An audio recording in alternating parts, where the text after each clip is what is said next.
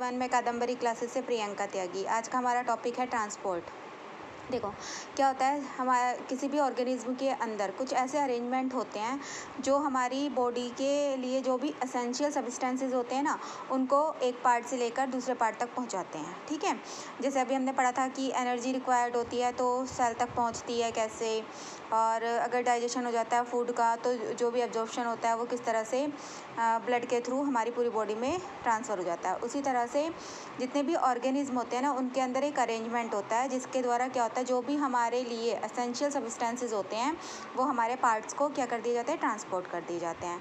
ठीक है, और जो ट्रांसपोर्ट होता है वो ऐसा प्रोसेस हमारी लाइफ प्रोसेस के लिए बहुत ही एसेंशियल है, बहुत ही ज़रूरी है। तो इससे क्या होता है कि जितने भी सब्सटेंसेस जो भी हमारे लिए यूज़फुल होते हैं उन्हें क्या करता है, वो ट्रांसपोर्ट कर देता है। अब हमारा सबसे पहले आता है कि हम प्लांट में पढ़ेंगे ट्रांसपोर्ट इन प्लांट। तो देखो प्लांट में जो होते हैं ना, उनमें दो सिस्टम होते हैं ट्रांसपोर्ट के, एक तो जाइलम होता है, एक फ्लोएम। तो जो जाइलम होता है ना, उसका काम होता है वो क्या करता है, वाटर और मिनरल्स को ट्रांसपोर्ट करता है, और जो फ्लोएम होता है उसका काम क्या होता है, वो फूड को कैरी करता है और उसी मटेरियल को क्या करता है, ट्रांसफ़र कर देता है। सही है। ट्रांसपोर्टेशन में दो तरह के बता दिए मैंने, transport of water and minerals, और एक होता है transport of food and other substances like hormones वगैरह, ये सारे प्लांट में ट्रांसपोर्ट हो जाते हैं। ठीक है, transport of water and minerals. अब देखो जो वाटर और मिनरल्स का ट्रांसपोर्ट होता है ना, वो क्या होता है कि रूट के द्वारा होता है। रूट जो है वो प्लांट से क्या ले लेता है, रूट जो है वो एब्जॉर्ब करता है सॉइल से वाटर एंड मिनरल्स। ठीक है, और उन्हें ट्रांसपोर्ट करता है वेरियस पार्ट को।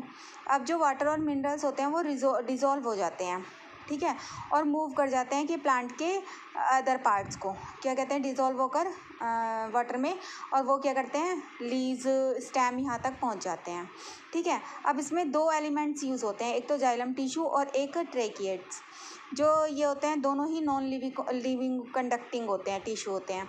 ठीक है, और इनकी जो वॉल होती है वो ठीक होती है।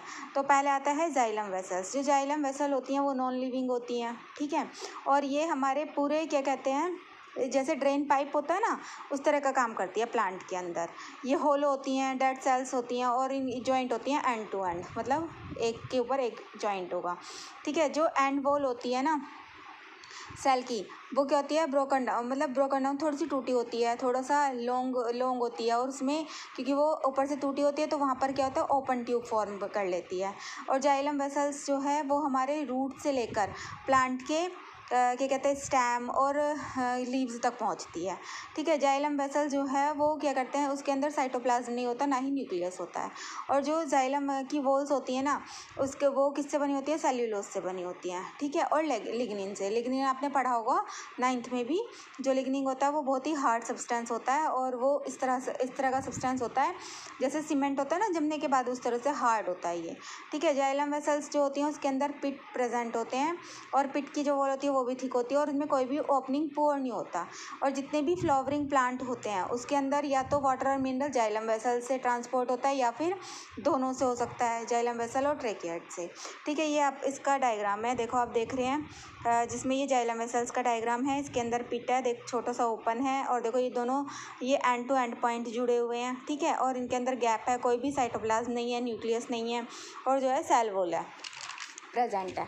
अब इसके बाद आता है ट्रेकिएट्स। जो ट्रेकिएट्स होते हैं ना वो long thin tube like structure होता है, और क्या कहते हैं, इसके अंदर जो है पिट प्रेजेंट होते हैं, बट उसमें इसकी सेल वॉल पर प्रेजेंट होते हैं, और उसी से वाटर जो है ना एक ट्रेकिएट से दूसरे ट्रेकिएट्स तक फ्लो करता है।